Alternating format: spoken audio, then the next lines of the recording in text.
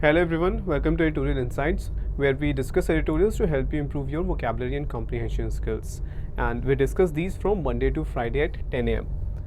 So as you all know, आप PM10 coupon code use कर सकते हैं और आप subject wise banking video courses purchase कर सकते हैं जो प्रीलिम्स से मेंस तक सिलेबस कवर करते हैं और इजी से difficult level and different patterns of questions जो प्रीवियस ईयर एग्जाम्स में आए हुए हैं, और आप इन्हें सब्जेक्ट वाइज परचेज कर सकते हैं और 10% डिस्काउंट अवेल कर सकते हैं। ओके, सो आज का जो हमारा एडिटोरियल है टॉप बोर्ड वो चेस के ऊपर बेस्ड है। चेस में जो रीसेंट डेवलपमेंट्स हुई है उस पर, तो आप इसको क्विकली एक बार रीड कर लो, फिर हम डिस्कस करते हैं।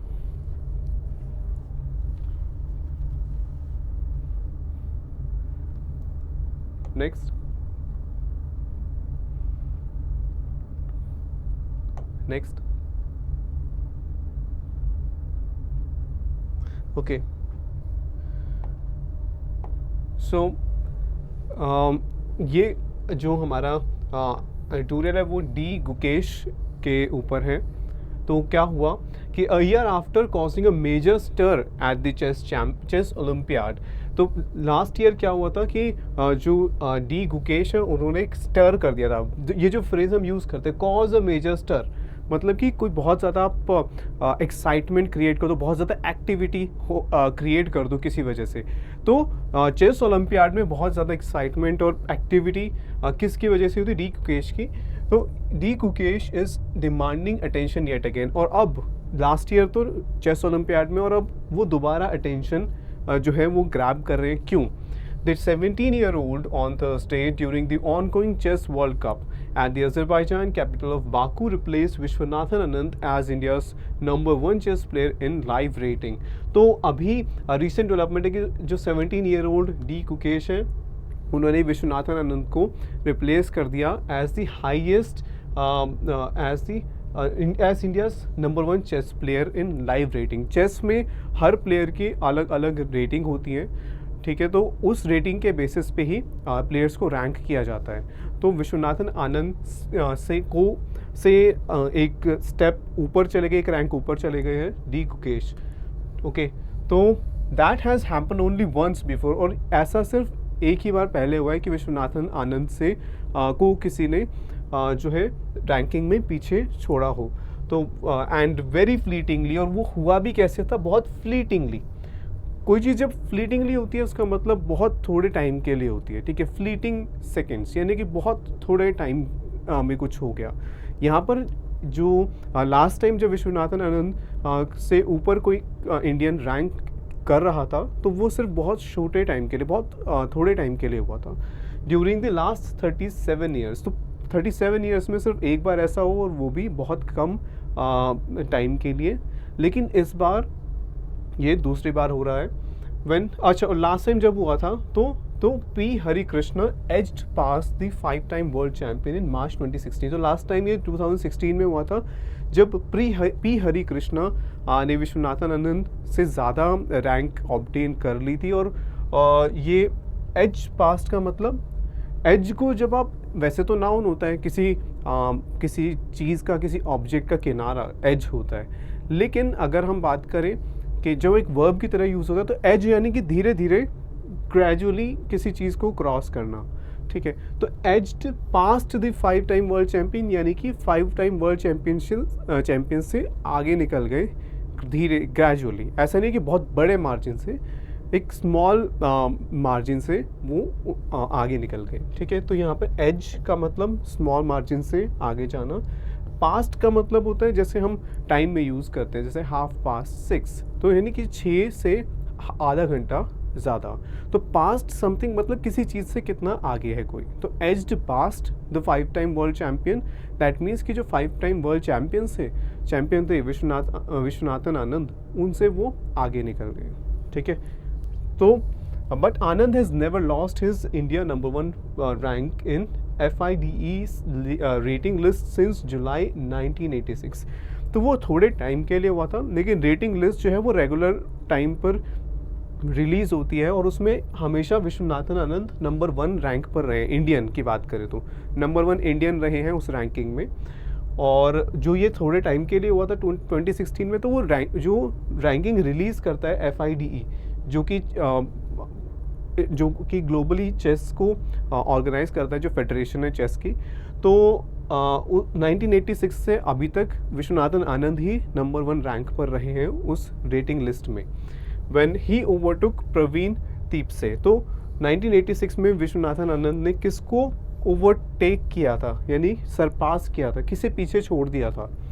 प्रवीण तिप्से को 1986 में, और उसके बाद से वही नंबर 1 पे है।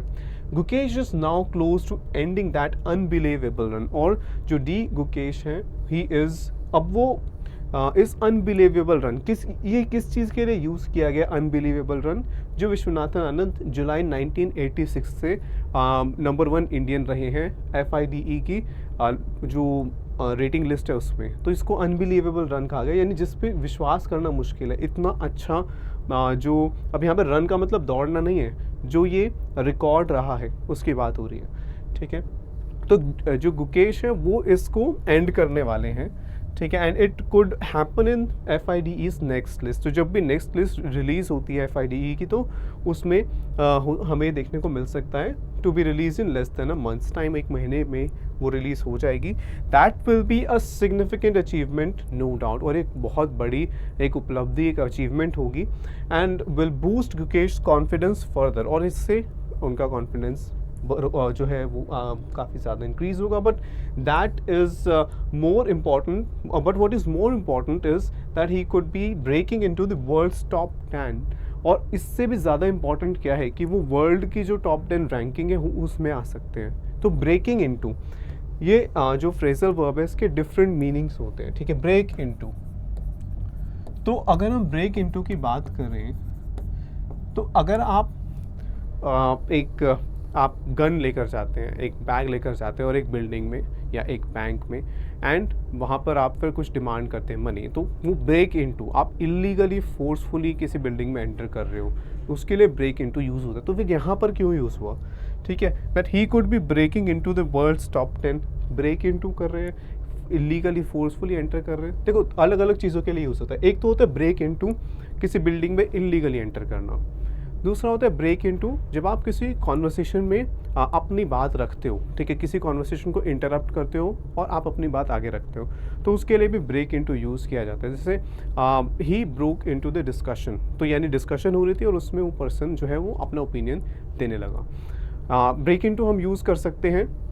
इसके अलावा जैसे अगर आप गाना गाने लग जाओ अचानक से, ठीक है, डांस करने लग जाओ अचानक से, तो ही ब्रोक इनटू सिंगिंग, या he broke into a song, या ही ब्रोक इनटू डांस। तो वहाँ पर जब ये हम इस तरह यूज़ करते हैं ब्रेक इनटू, तो वहाँ इसका मतलब होता है कोई एक एक्टिविटी को अचानक से शुरू कर देना, ठीक है। अब यहाँ पर इनमें से कोई भी मीनिंग फिट नहीं हो रहा, तो एक और मीनिंग होता है ब्रेक इनटू का, जब आप कुछ अचीव करना चाहते हो, जैसे यहाँ पर वो वर्ल्ड की टॉप 10 रैंकिंग में आना चाहते हैं और वो आप अचीव कर पाते हो, ठीक है। कोई एक जैसे टॉप 10 रैंकिंग में आना चाहते हो and you are able to achieve that, तो इसके लिए वर्ड यूज़ होगा ब्रेक इनटू। तो यहाँ पर है ये phrasal verb that he could be breaking into the world's top 10, यानी वो टॉप 10 रैंकिंग में आने पे सक्सेसफुल हो सकते हैं, which is an incredibly hard fortress to breach. Incredibly hard, बहुत ज़्यादा मुश्किल। तो इनक्रेडिबली यानी जिस पे विश्वास करना मुश्किल हो, या बहुत ज़्यादा हो, एक्सट्रीम हो, ठीक है। तो incredibly hard fortress to breach. Fortress क्या होता है? एक किला, ठीक है। तो कोई किला होता है, उसको अगर कोई किला है, जैसे पहले के टाइम में क्या होता था कि डिफरेंट किंगडम्स होते थे, उनके डिफरेंट फोर्ट्स होते थे। तो अगर आपको उस किंगडम को कैप्चर करना है या फिर वहाँ पे अपनी इन्फ्लुएंस बढ़ानी है, तो आपको उन फोर्ट्स को जो है जीतना पड़ेगा। तो यहाँ पर फोर्ट्रेस की बात किसके लिए यूज़ की गई है? यहाँ पर कहा गया है जब चेस की जो टॉप 10 रैंकिंग है उसको एक फोर्ट्रेस से कंपेयर किया गया है कि उसमें एंटर करना बहुत मुश्किल है। तो यहाँ पर ब्रीच वर्ड यूज़ किया गया है। यहाँ पर आप कह सकते हो उसमें एंटर करना बहुत ज़्यादा मुश्किल है। ब्रीच और कहाँ यूज़ किया जा सकता है? जैसे आप एक कॉन्ट्रैक्ट आपने साइन किया और आप उसको फॉलो नहीं करते, तो आपको को तो कहा जाएगा कि आपने वो कॉन्ट्रैक्ट ब्रीच कर दिया या फिर लॉ को ब्रीच कर दिया, ठीक है। तो वहाँ पर ब्रीच यूज़ होता है। उसके अलावा जैसे फोर्ट्रेस, एक किले के अंदर जो कि बहुत ज़्यादा जिसे सुरक्षा दी गई है, बहुत ज़्यादा प्रोटेक्टेड है, और उसमें आप एंटर कर जाते हो तो फिर वहाँ पर ब्रीच वर्ड यूज़ किया जाता है, ठीक है। तो एक गैप बनाना और एंटर करना किसी प्लेस में, ठीक है। सो ब्रीच इन द वॉल भी होता है कि वॉल के अंदर एक गैप है तो उसको भी हम ब्रीच कहते हैं, ठीक है। तो जैसे अभी डिफरेंट मीनिंग्स हैं ब्रेक इनटू के, तो अलग अलग जगह अलग अलग तरीके से यूज़ होगा। ऐसे ही ब्रीच भी डिफरेंट वेज में यूज़ होता है, तो आपको वो पता होने चाहिए। Even more important is the fact that he could be doing it while he is still very much in his teens. तो और ये एक तो ये कि इसमें ये करना बहुत ज़्यादा मुश्किल है, टॉप 10 रैंकिंग में आना, और इससे भी इम्पॉर्टेंट बात क्या है कि वो ये कर सकते हैं, हो सकता है कि वो अचीव कर लें अपने टीनेज ईयर्स में ही, बहुत कम एज में। A fortnight ago, what is a fortnight? It's a period of 15 days, yes. So a fortnight ago he crossed another major milestone। तो अभी रिसेंटली उन्होंने एक और अचीवमेंट जो है वो हासिल की थी, माइलस्टोन, एक इम्पॉर्टेंट स्टेज उन्होंने अभी क्रॉस की थी। क्या? When he touched 2750 ईलो points. तो ये पॉइंट्स होते हैं जिनके बेसिस पे चेस प्लेयर्स को इंटरनेशनली रैंक किया जाता है। तो उन्होंने ये एक इम्पॉर्टेंट एक जो है स्टेज क्रॉस की, जब ये 2750 बहुत हाई ईलो स्कोर ऑब्टेन कर लिया। As per the live rating on August 6। तो लाइव रेटिंग यानी कि जो रियल टाइम में रेटिंग है, और जो रेटिंग लिस्ट है वो हर कुछ टाइम में रिलीज़ की जाती है। तो रेटिंग लिस्ट में अभी तक विश्वनाथन आनंद ही नंबर 1 पर रहे हैं 1986 से। लाइव रेटिंग में एक बार 2016 में एक इंडियन प्लेयर जिनका नाम था पी हरिकृष्णा, उन्होंने विश्वनाथन आनंद को से ज़्यादा रैंक पा ली थी, लेकिन रेटिंग लिस्ट में फिर भी विश्वनाथन आनंद ही नंबर 1 पे थे। तो as per the live rating on August 6 Gukesh is on 2756 points. तो इतने पॉइंट्स हैं उनके, and is ranked world number 9। अभी के हिसाब से वर्ल्ड नंबर 9 है, 1 स्लॉट अहेड ऑफ आनंद, जिनकी रैंकिंग है 2754। इंडिया दस has 2 players in the world top 10। ये एक बड़ी बात है कि टॉप 10 में इंडिया के 2 प्लेयर्स हैं। The only other Indian to be ranked inside the top 10 has been Hari Krishna in 2016। तो लास्ट टाइम पी हरिकृष्णा थे जो कि टॉप 10 रैंकिंग में आए थे इनके अलावा। तो ये 3 ही इंडियंस टॉप 10 रैंकिंग में रहे हैं। That Koneru Humpy is world number 4 among women. तो ये मेंस चेस की बात हो रही थी, वेमेंस चेस में वर्ल्ड नंबर 4 पे कोनेरू हम्पी है।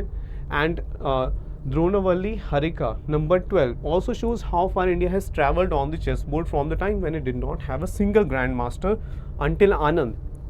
तो विश्वनाथन आनंद से पहले इंडिया का कोई चेस में ग्रैंड मास्टर नहीं था, और तब से अगर हम अब तक की जर्नी देखें तो 2 प्लेयर्स अभी वर्ल्ड टॉप 10 रैंकिंग में इंडियंस हैं मेंस चेस में, और इससे पहले पी हरिकृष्णा भी वर्ल्ड टॉप 10 में रहे हैं, और विमेंस जो चेस है उसमें भी टॉप पोजीशंस में इंडियंस हैं। तो काफ़ी एक लंबा सफ़र तय किया है इंडिया ने। There is an even more telling bit of statistics. Telling तो बताना होता है ना, तो यहाँ पर टेलिंग क्या है? स्टैटिस्टिक्स के लिए एडजेक्टिव यूज़ किया है टेलिंग, तो यहाँ ये वर्ब नहीं है, ये एडजेक्टिव है। तो कोई चीज़ जो आपका ध्यान आकर्षित करती है, अट्रैक्ट करती है आपकी अटेंशन, या कोई चीज़ बहुत इंपॉर्टेंट सिग्निफिकेंट होती है, तो उसके लिए हम टेलिंग यूज़ करते हैं, ठीक है, जिससे हमें और एक कोई इंटरेस्टिंग या कोई बहुत इंपॉर्टेंट इन्फॉर्मेशन मिले। तो ऐसी स्टैटिस्टिक, एक और स्टैटिस्टिक की बात हो रही है क्या? 4 of the world's top 7 in the junior ranking list are Indians. तो अगर हम वर्ल्ड के टॉप 7 प्लेयर्स देखें जूनियर रैंकिंग की, जूनियर प्लेयर्स की, तो उसमें से 7 में से 4 इंडियंस हैं। Among the junior girls there are 2 in the top 10, और जूनियर गर्ल्स में 10 में से 2 इंडियंस हैं। गुकेश, स्टनिंग फीट, स्टनिंग क्या होता है? बहुत शानदार, ठीक है, बहुत शानदार। फीट हम कई बार कवर कर चुके हैं, इट्स एन अचीवमेंट। तो जो ये इनके अचीवमेंट है will of course be an inspiration for India's young crop. ये जो गुकेश की अचीवमेंट है, ये एक ये मोटिवेट करेगी जो इंडिया की यंग क्रॉप है, यंग क्रॉप मतलब व्हाट इज़ क्रॉप? क्रॉप तो फसल होती है। तो यहाँ पर क्या हो, किस चीज़ की बात हो रही है? क्रॉप एक पर्टिकुलर ग्रुप ऑफ पीपल के लिए भी यूज़ होता है, जैसे कि क्रॉप ऑफ स्पोर्ट्स प्लेयर्स, ठीक है, क्रॉप ऑफ क्रिकेटर्स। तो वहाँ पर उस पर्टिकुलर ग्रुप ऑफ पीपल की बात हो रही है। तो यहाँ पर जब यंग क्रॉप की बात हो रही है, यानी जो इंडिया के यंगस्टर्स हैं, जो यंग पीपल हैं, उनकी बात हो रही है, तो उन्हें इंस्पायर करेगा। Players such as Arjun Erigaisi, R. Pragananda and Nihal Sarin have also been making rapid progress। तो इन प्लेयर्स के अलावा जो कि टॉप 10 में रहे हैं, इनके अलावा और भी प्लेयर्स हैं जिन्होंने बहुत अच्छी प्रोग्रेस की है, जैसे कि इन प्लेयर्स के नाम यहाँ पर मेंशन्ड है। They have been making rapid progress, बहुत तेज़ी से ये भी आगे बढ़ रहे हैं on the international arena. Arena is stage कह सकते हैं हम।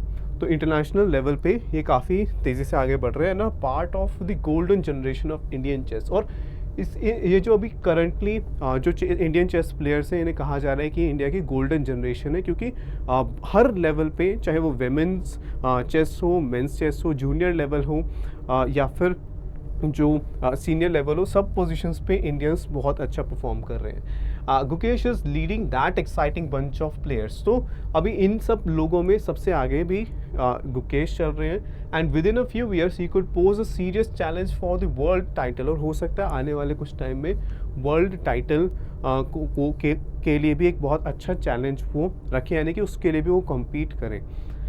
With Anand as his mentor आप जानते हैं, as his guide, he could be assured of the right guidance. तो ये तो पक्का है कि उनको बहुत अच्छे जो है गाइडेंस मिल रही है, मार्गदर्शन उनका हो रहा है। And if the All India Chess Federation could finally come up with some elite tournaments. और अगर इंडिया की जो फेडरेशन है FIDE, तो वर्ल्ड के जो इंटरनेशनल लेवल पे जो चेस कॉम्पिटिशन होते हैं उन्हें ऑर्गेनाइज करती है, तो इंडिया में जो है ऑल इंडिया चेस फेडरेशन, अगर वो कुछ एलीट टूर्नामेंट्स, एलीट यानी कि जो टॉप क्लास जो टूर्नामेंट्स हैं, हाई लेवल टूर्नामेंट्स हैं, उन्हें ऑर्गेनाइज कर पाएँ at home means in India, तो the game will grow even faster in the country. तो फिर क्या होगा कि जो चेस है वो और ज़्यादा तेज़ी से ग्रो करेगा, उसकी पॉपुलैरिटी भी और ज़्यादा बढ़ेगी हमारे कंट्री में। तो ये था आज का जो एडिटोरियल, जिसमें हमने देखा कैसे जो डी गुकेश उन्होंने प्रोग्रेस की, और फिर जो golden generation of chess players हैं इंडिया के, उनकी हमने बात की। सो जो इम्पॉर्टेंट वर्ड्स एंड फ्रेजेस हैं वो इस एडिटोरियल से हमने देखे। कुछ वर्ड्स हमने ऑलरेडी कवर किए थे, जैसे कि फीट है एंड अदर वर्ड्स, तो वो हमने इस बार कवर नहीं किए। अगर आप पहली बार देख रहे हैं तो आई वुड सजेस्ट कि आप पहले के जो सेशंस हैं वो ज़रूर देखें, तो आपकी वोकैबुलरी को इम्प्रूव करने में काफ़ी मदद मिलेगी। So I hope you enjoyed this session. Please let us know in the comment section. Thank you.